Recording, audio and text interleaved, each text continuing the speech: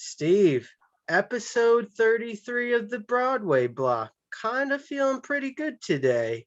Do you know why? I go ahead, say it. I want to hear it.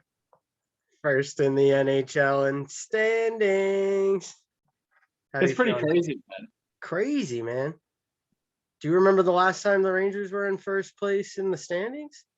Well, so for about a couple hours earlier this season, right before the Capitals won to reclaim it, I did take a screenshot of it. But Was it the whole uh, league though, or was it just the for Metropolitan? for maybe a heartbeat, and I took a screenshot and texted it to my father just to enjoy it, and then he texted me back the score of the Capitals game. So uh, here's the funny thing to remember, right? So the schedule, the way it was lined up pre-break, they take the extended break for the holidays and because of COVID complications and things. So we were scheduled to play Detroit before coming back to play the Panthers and then the Bolts twice and then yada yada. So the cool thing is that the schedule aligns itself that we don't end up playing Detroit. And one of the things about the Detroit game is I kind of feared like maybe a trap game. The optimistic part of me was thinking we come back, we get to beat up on them, feel what it feels like to get back into our form, and then we're good.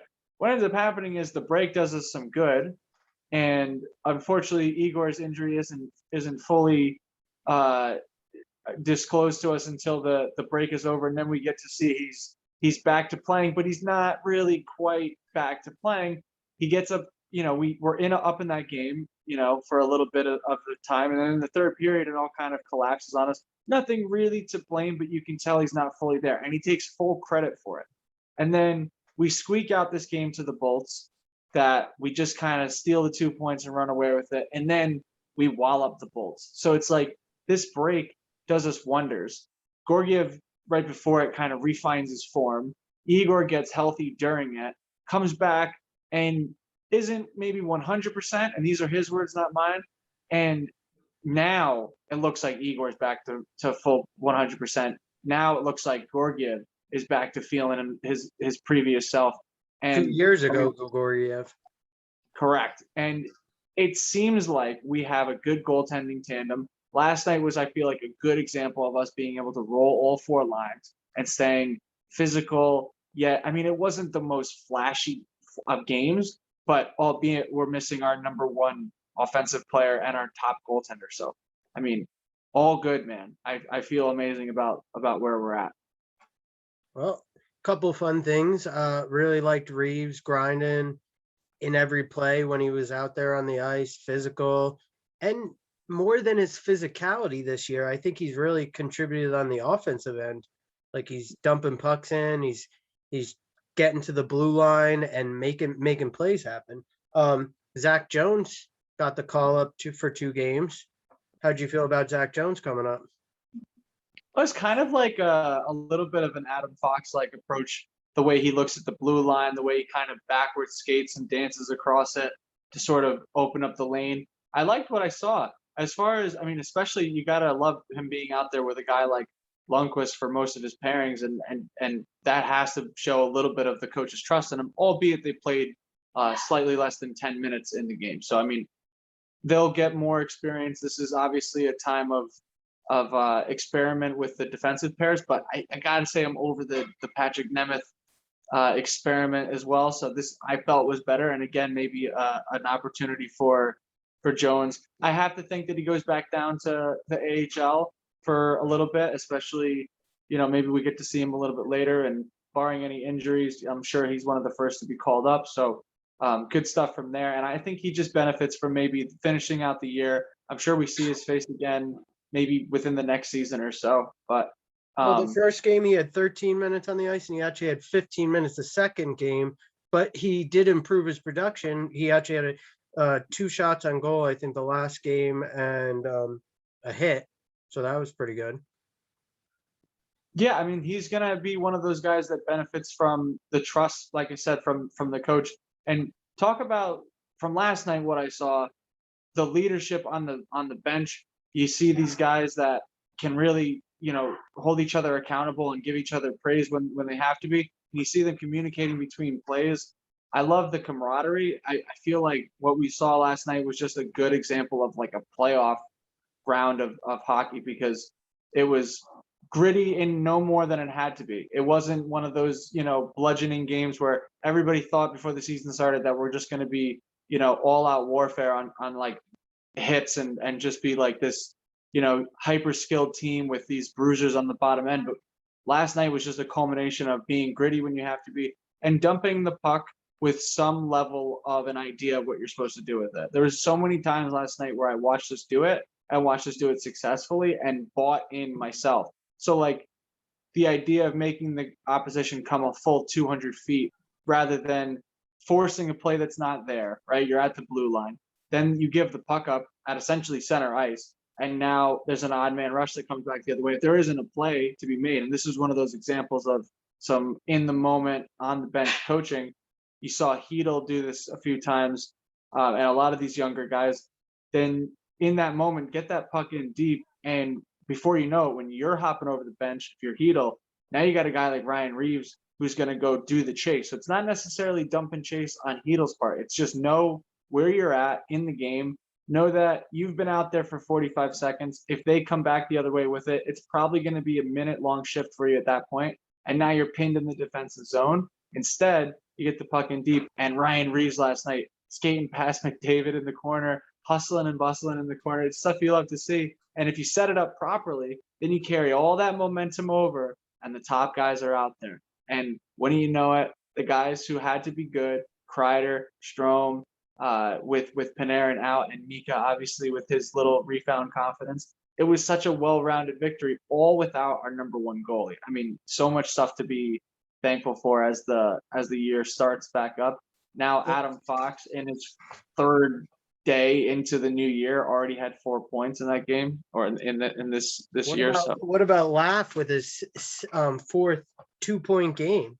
Laugh really taking advantage of Panarin being out and getting that call up to the next line, and he really took advantage of his ice time. Like he was in on the play, like he's down there grinding on the board, setting up the Strome. Like these were great plays from Laugh, like who's really seems like he's kind of developing into he's okay with taking a step back, but when he gets his chances, he's taking advantage of them, which like you gotta love to see. Like what was that, the shootout the other day? Like he was there. So Laugh looks to me like when, a little bit like Kakko, that once the ball gets rolling, he starts to feel himself a little bit. And it's not uncommon for a young guy like himself, but I said it from the moment. I mean, once he scored, you could really see it. But what he gets is the benefit of going to the net and a poor mistake for the second game in a row off of a goalie, but you don't get that from not going there. And this is the same thing that we saw from the goal that Mika gets the other night that goes off the stick from Ryan McDonough. Who's going to the net? Kakko. He's making a beeline there. The puck goes in off of a defenseman, but it's the oldest thing in the book, man. Get the puck to the net. And you see what happens in the intention, and what was supposed to happen was that Kakko was supposed to get this cross-sized, beautiful feed, and that going to the net and putting the puck there, most importantly, is what made the play happen. And you become the beneficiary of now 2 games in a row. You got 2 goals off of a bad play from a goalie. What is that a result of? Pressuring him and making him make a bad pass.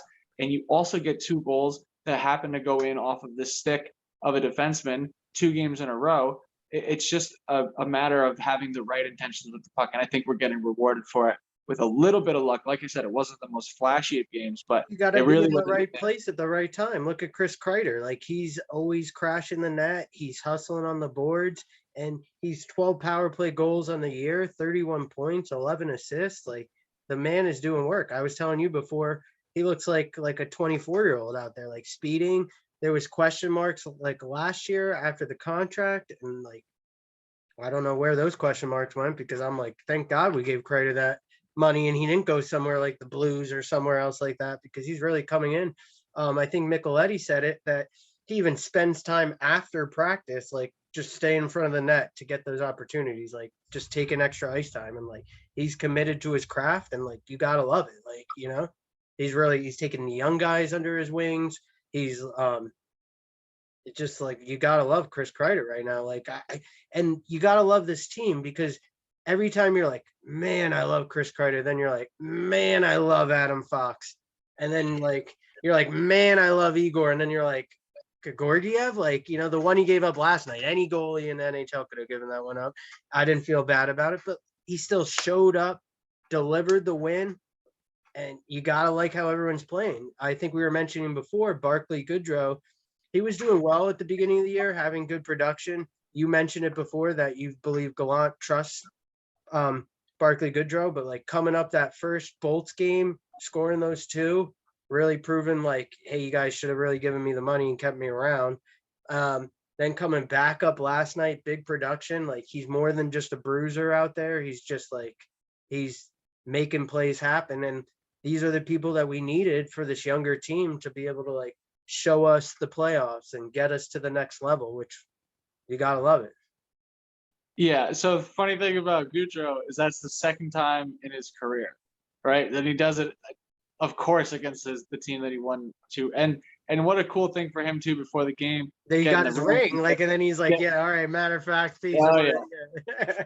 Oh yeah, and then going to see his old boys, and like that's what it's all about. First of all, and like God bless, it's like the reason why the sport's cool.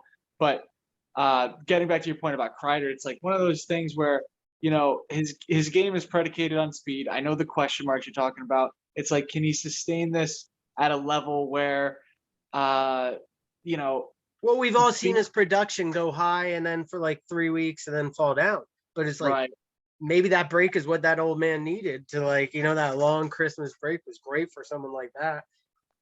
It's a game that maybe we don't see those breaking streak goals type of thing, but I think he's adapted his play style to be able to have those bursts of energy. Like you said, you notice a play in the third period where who's the first one on the puck, and it's things like that that don't necessarily appear on the score sheet.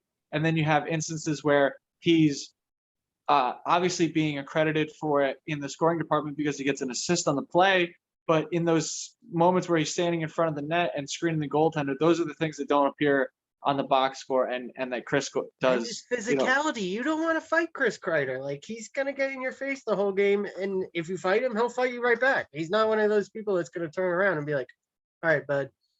Like he's dropping gloves. Like I think that the word is out that the Rangers are a tough night out for any crowd, and I feel like the building, has been an example of maybe actually having a distinct advantage when we have the home plus, crowd. what about the fan base? Everywhere you go, like any arena, I always see them. Like there's like 12 of them behind the bench. There's like a big group of 40 of them. Just Rangers fans. You gotta love being an original six franchise. Everyone's there.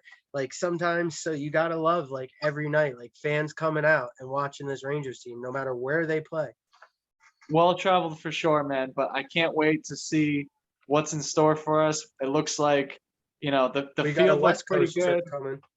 Yeah, the field looks pretty good sitting from this little perch here. The West Coast trip, man. One of the problems with that is it's these teams that we don't really get to see a lot. So got to Well, be we on our saw toes on Vegas this right stuff. before the break. We lost to them in the overtime, so I'd like to get a little sweet revenge there. God, and you gotta get these points in before they have a healthy Eichel, because that's kind of a scary proposition. So let's Plus, let's the hope Ducks aren't no team to roll over on. yeah, and it's those things that like I think we've done a good job so far of capitalizing. If you look at our record against teams that we should beat, we're beating the teams that we should beat. There's teams that are towards the top of the division that are giving us problems, but these last few games I think have been a good example of the fact that we're well-rounded enough to deal with anybody. But you're right, we got to take everyone seriously and not get rolled over on. So looking forward to hopefully snatching up as many points as we can and breaking it down as soon as possible for you guys. Go Rangers. Thanks, Steve. Thank you, brother.